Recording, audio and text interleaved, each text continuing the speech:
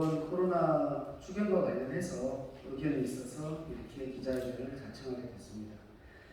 기자회견을 나누도록 하겠습니다. 제2차 추경 정부안의 문제점 및 국회 의결특위에 대한 건의 기자회견.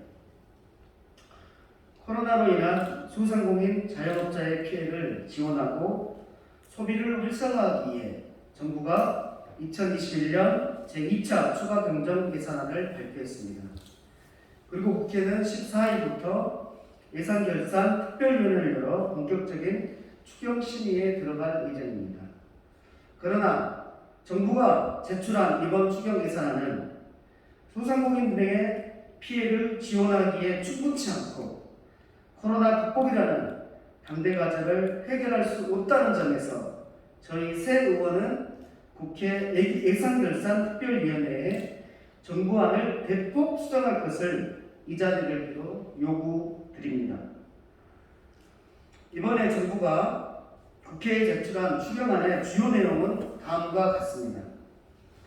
코로나 피해 지원을 위해 15조 7천억 원을 투입하고 백신 방역을 보강하기 위해 예산 4조 4천억 원, 고용 및 민생안전 지원을 위해 2조 6천억 원, 지역경제 활성화를 위해 12조 6천억 원을 활용하겠다는 것입니다.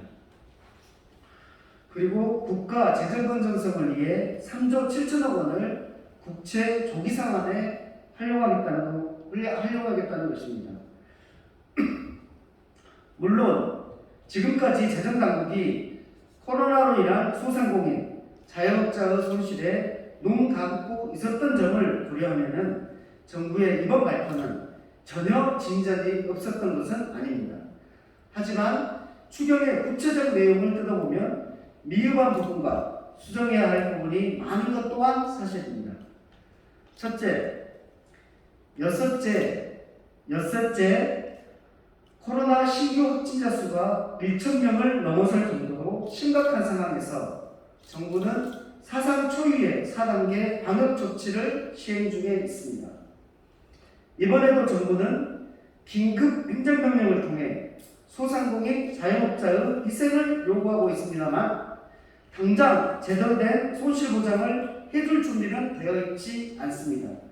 따라서 손실보상금 선지출 후 정산 원칙을 세워 하루하루 힘겹게 살아가는 소상공인들에게 먼저 급한 자금을 지원해주고 추후 정밀한 손실보상액 책정을 통해 정산하는 방안을 모색해야 합니다. 둘째, 현행 최대 900만 원으로 한정되어 있는 피해 지원 금액을 소상공인 등의 실질적 피해 정도를 고려하여 대폭 상향, 현실화해야 합니다.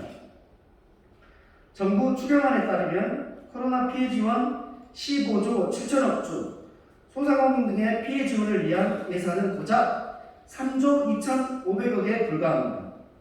정부가 매출액 규모와 업종에 따라 100만 원에서 최대 900만 원을 지원하기로 결정했기 때문입니다. 2019년 소상공인당 월 평균 매출액은 1,958만 원이었습니다. 집합 금지 업종의 경우 지난 수개월 동안 한 푼도 벌지 못하면서 각종 이자, 임대료 등을 부담해 왔었는데 이들에게 최대 900만 원은 충분한 지원을 고사하고 오히려 소상공인들의 화를 돋구는 결과만 초래하지 않을지 의심스럽습니다. 따라서 최대 900만 원으로 한정된 현행 피해 지원 금액을 소상공인 등의 실질적 피해 정도를 고려하여 대폭 상향하여 현실화해야 합니다.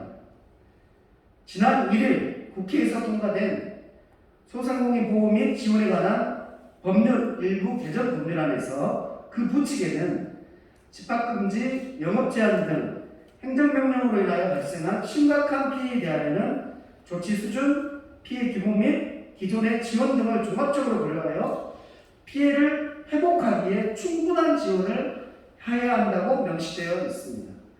최대 900만 원이 피해를 회복하기에 충분한 지원이라고 할 수 있겠습니까? 법 취지에 맞게 이번 추경은 대폭 수정되어야 있어야 됩니다.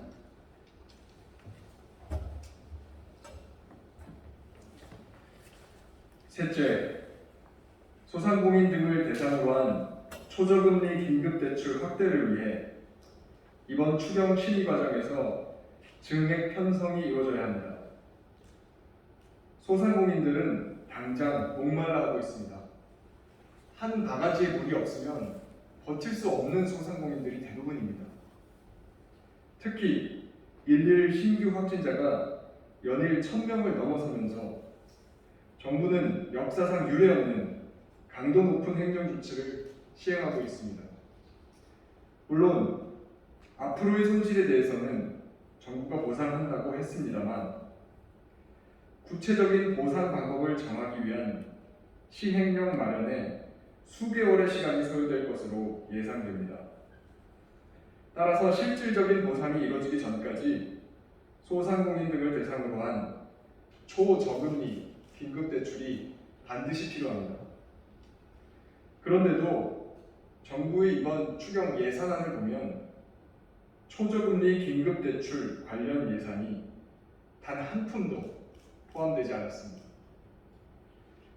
물론 지난 5일부터 정부가 소상공인 1인당 1천만 원씩 총 10만 명에게 1조 원을 대출해주고 있기는 합니다. 하지만 전국의 집합금지 업종 소상공인만 해도 11만 6천 명에 달하고 영업 제한 업종 소상공인까지 합치면 총 87만 8천 명이 정부의 행정명령으로 인해 경제적 어려움에 처해 있습니다. 여기에 일반 업종 소상공인 188만 1000명까지 합하면 총 275만 9천 명이 코로나로 인해 어려움을 겪는 소상공인입니다. 이분들이 27.6대 1의 경쟁률을 뚫어야만 겨우 1천만 원의 대출을 받을 수 있는 셈입니다. 소상공인의 곡소리가 여기저기서 울려 퍼지는데 지난 1차 추경 당시 확보한 예산을 지금껏 제대로 사용하지 않고 있다가 이제 와서 큰 선심 쓰듯 보여주기식 행정을 하는 것은 아닌지 정부에 묻지 않을 수 없습니다. 이제라도 국회 예결특위는 추경 예산안을 심의함에 있어 소상공인 초저금리 긴급대출을 위한 추가 예산 확보에 적극 나서야 할 것입니다. 필요하면 정부의 예비비를 활용하는 방법도 함께 모색해야 할 것입니다. 넷째, 국채 조기 상환 결정을 철회하고 소상공인 피해 지원과 초저금리 긴급대출에 활용해야 합니다. 정부는 이번 추경을 발표하면서 3조 7천억 원을 국채 조기 상환에 쓰겠다고 했습니다. 지금 대한민국에서 코로나 전쟁이 끝났습니까? 코로나 대유행이 재현될 위기에 처해 있는 현 상황에서 국채 조기 상환이라는 결정이 국민의 아픈 마음을 얼마나 더 후벼팔지 전혀 고려하지 않았다는 말입니다. 물론 국가재정법 제90조에 따라 1조 7천억 원을 국채 조기 상환에 사용하겠다는 정부의 결정을 모르는 바는 아닙니다. 하지만 지금은 준정시 상황입니다. 정부는 한정된 재원을 최대한 효율적으로 사용해야 하는데 1조 7천억 원에다가 더 나아가서 법적인 의무조차 없는 2조 원을 추가로 조기 상환에 활용하겠다고 하니 국민들 눈에 얼마나 한가해 보이겠습니까? 국채 조기 상환 2조 원은 반드시 철회되어야 하고 이 예산은 반드시 소상공인 피해 지원과 초저금리 긴급 대출에 사용되어야 합니다. 다섯째, 중소기업 소상공인에 대한 대출 만기 연장 및 이자 상환 유예 추가 조치가 필요합니다. 코로나 사태가 다시 대유행 국면으로 접어들고 있는 시점에서 대출 만기 연장과 이자 상환 유예는 소상공인을 버틸 수 있게 하는 최소한의 힘입니다. 국민이 벼랑 끝에 내몰렸는데 정부가 돈을 갚으라고 종용한다면 이는 국가로서의 최소한의 도리를 포기한 것과 마찬가지입니다. 국가는 국민을 위해 존재합니다. 그리고 국회는 국민이 선출한 국민의 대의기관입니다.